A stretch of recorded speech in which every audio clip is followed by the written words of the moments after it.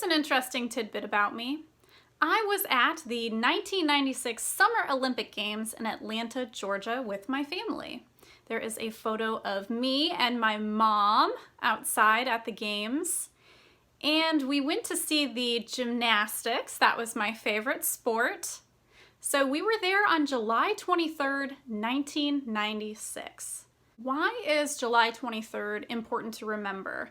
Well, it was 4 days before the 1996 bombing at Centennial Park in Atlanta, Georgia. I was looking through these old family photos because I went to go see the Richard Jewell movie, which is about the real life story of Richard Jewell, who was accused of being the bomber at Centennial Park on July 27th, 1996.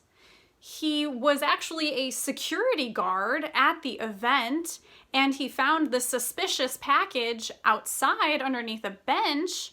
He ended up alerting the authorities. Because of Richard Jewell, they ended up trying to evacuate the people, move them away from the pipe bomb, and they saved likely thousands of people because of what Richard Jewell did. Now, after this event happened, the FBI and the media all went along with Richard Jewell being the main suspect in this bombing. And that ultimately ruined his life, even after he was exonerated. Yet again, here's another movie that is rated R. I don't understand why.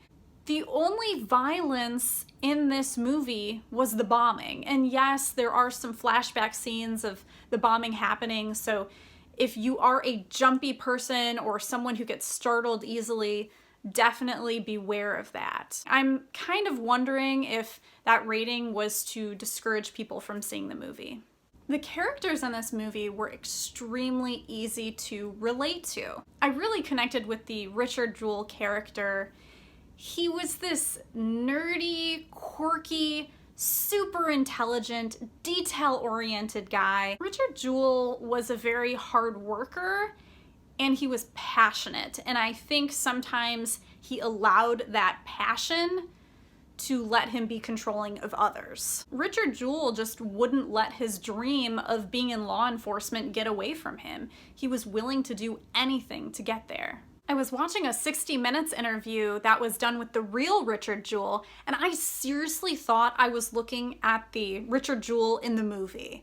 The resemblance is absolutely unbelievable. There were 2 points in the movie where I felt myself becoming emotional, and normally I am not an emotional person in movies at all, but the acting was just that good.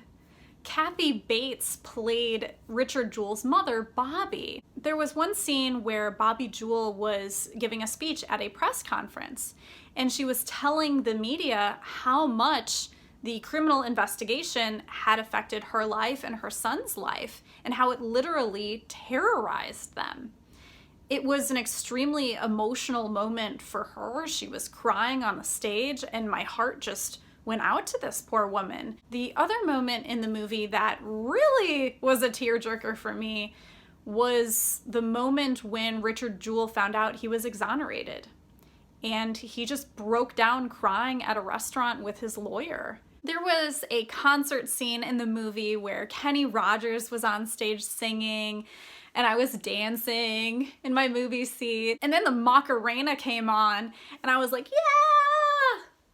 Remembering the dance from the 90s. Okay, I won't do the whole thing for you guys, don't worry. I was really interested in the libertarian elements in this film. After all, Clint Eastwood did produce and direct this movie, and he is known to be a libertarian. He has come out in the public calling himself a libertarian, and in 2009, he even said that he is registered as a big L libertarian. I noticed in Watson Bryant's office, he was Richard Jewell's lawyer in the film. The poster behind him said, "I fear government more than I fear terrorism."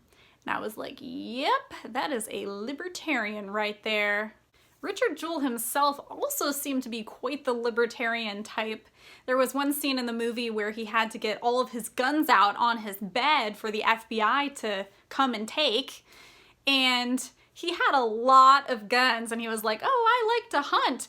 And then he also said that he hasn't paid his taxes in years, and you know what I was thinking? I was like, taxation is theft! There was a part in the movie where the FBI agent asked Richard Jewell if he had ever been on the Candyman's Candyland website looking up the anarchist cookbook. And in that moment I was like, ooh, anarchy cookies!